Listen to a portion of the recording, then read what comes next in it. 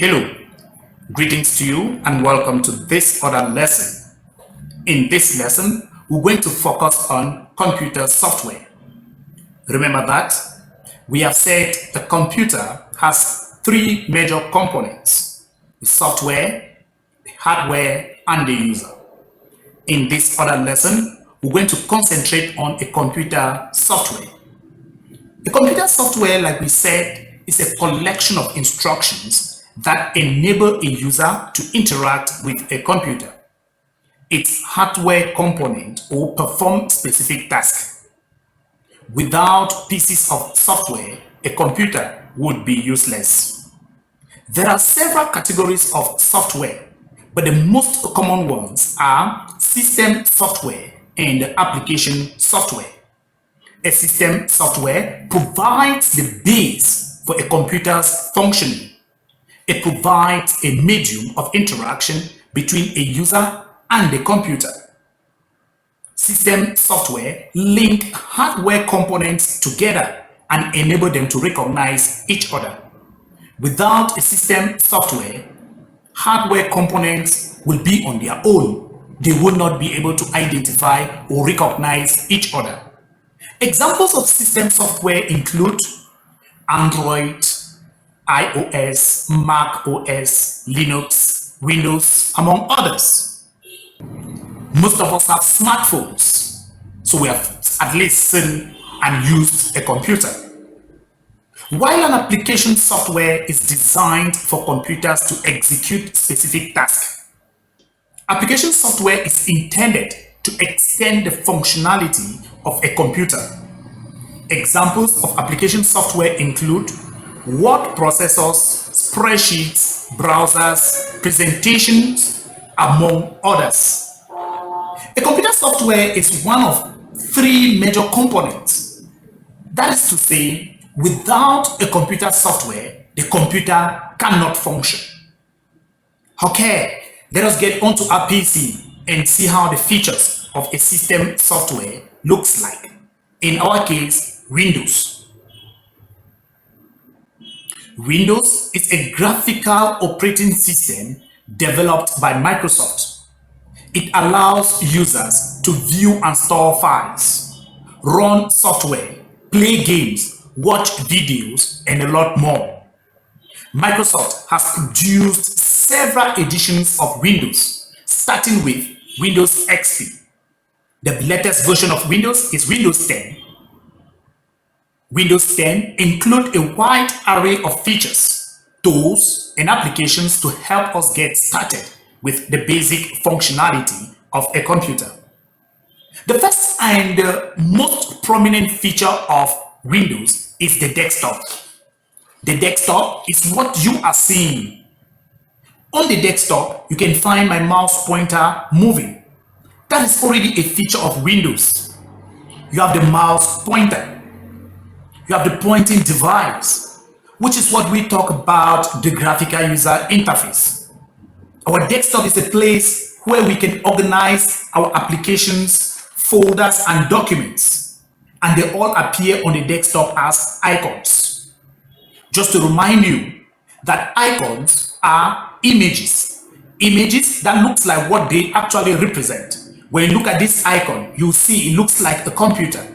And it is the icon having the name below it, this PC.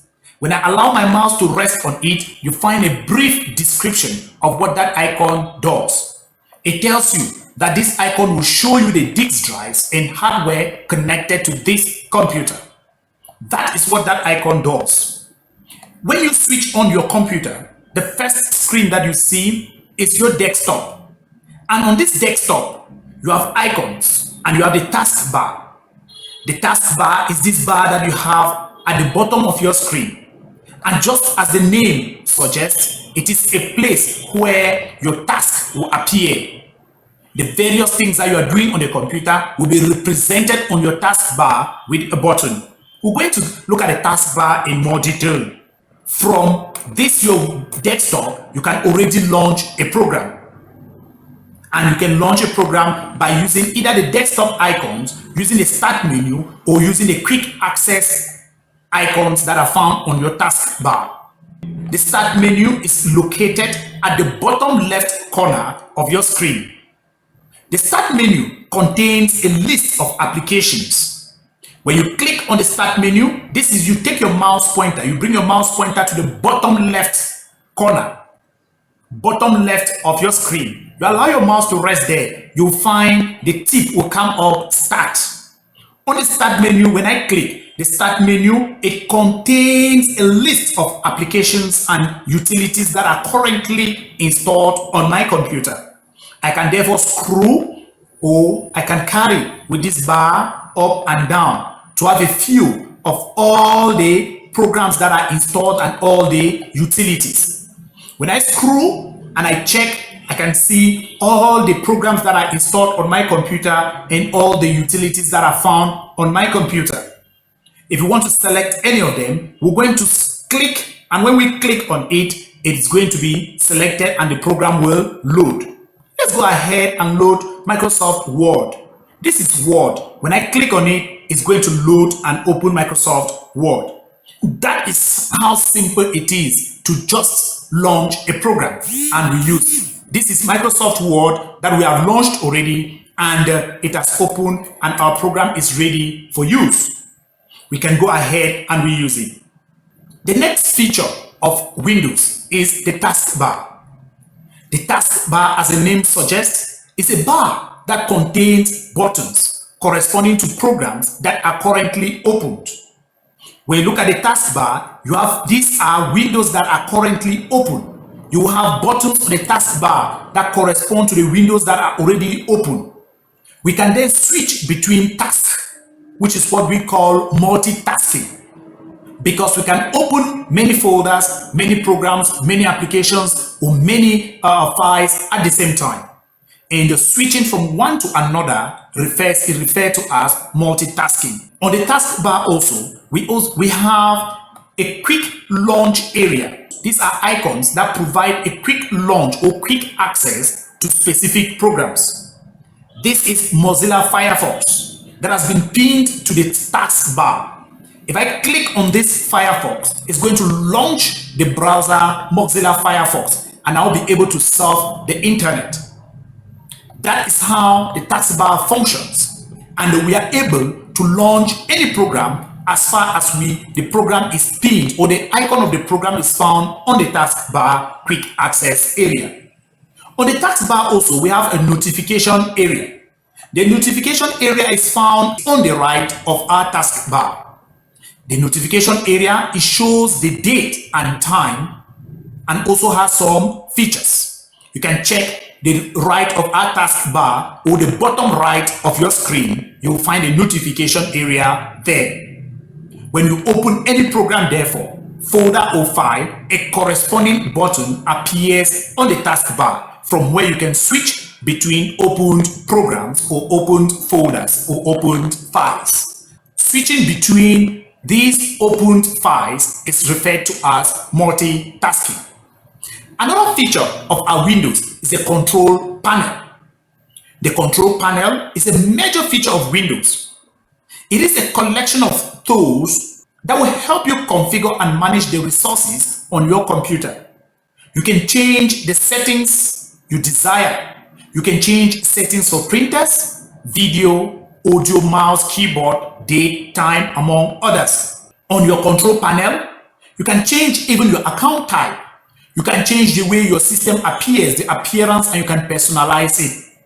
You can have to configure certain items with respect to ease access, or you may desire to uninstall a program. On any of these options, when you click, a dialog will open. This dialog that opens will permit you to continue executing your task. If I click on any program here, I can go ahead and uninstall it, go ahead and change it, or I can go ahead and organize it.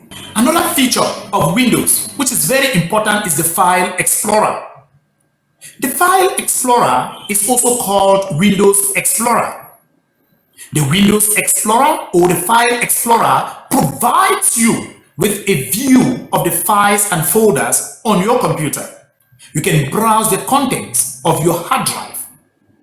You can browse the contents of your hard drive, attached removable disk drives, and other drives. You can search for files and folders at the top right, and you can either open them, rename them, or you delete.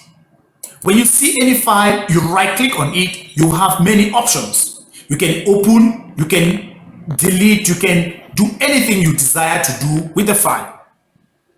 Many file folders can be opened at the same time. When we open many file folders at the same time, this permits a user to be able to view multiple folders at once, thereby being able to copy or move files from one to another by simply dragging and dropping. That is exactly how our File Explorer works. When we drag and drop, we either copy or we move. We can right click on a file and we select any option. We can take copy, we can cut, we can take delete, we can rename, and we can take any option. You can experiment with it and you see the various options that will be at your disposal. Another great functionality of Windows is settings. With settings, the Windows settings will permit you to change many aspects of Windows. You can change the system display, the sound, the notifications, and the power. You can change many things, how your network and internet functions. You can change the background of your desktop. You can lock the screen. You can change many aspects in your settings. Even the language, even the speech, and the many others, you can change them. The last but not the least feature of Windows is known as the Windows search box. This is my favorite. This is what I use almost every day. The Windows search box. This is the Windows search box. It is found just beside the start menu. Just beside the start menu, you have a Windows search box. The Windows search box permits you to search for anything that is found on your computer. This Windows search box will permit us to open the File Explorer. If I want to open the File Explorer, I will just type File Explorer. The best match will appear and I'll click on it. When I click on it, my File Explorer will open. Look at this. This is a window. This is a File Explorer that opens. Remember that on my File Explorer, I can do so many things with the files and folders that are found on my computer, and I can also browse the hard drives that are found on my computer. We can go ahead and type Control Panel if I desire to open the control or to access the control panel. If the best match will appear and I'll open it, and again I can have access to my control panel using my Windows search box. Again, using my Windows search box, I can type Settings, and when I type Settings, the best match will appear and I click on it and it's going to open the computer settings. What if I desire to use another program, like I want to browse the internet and I need Google Chrome? I will just type Chrome. Chrome, the best match will appear and I can just click on it and already Google Chrome will open. When Chrome opens, it will permit me to be able to surf the internet without difficulties. That is the role of the Windows search box. The Windows search box happens to be one of the best features of Windows that you will use, because it will permit you to search for files, folders, and applications that you have on your computer. And this, you can do it if and only if you know the name of the file. Alright, that is about the bits we prepared for you in this lesson. Hope you learned something. Be sure to watch our next lesson on hardware types and functions.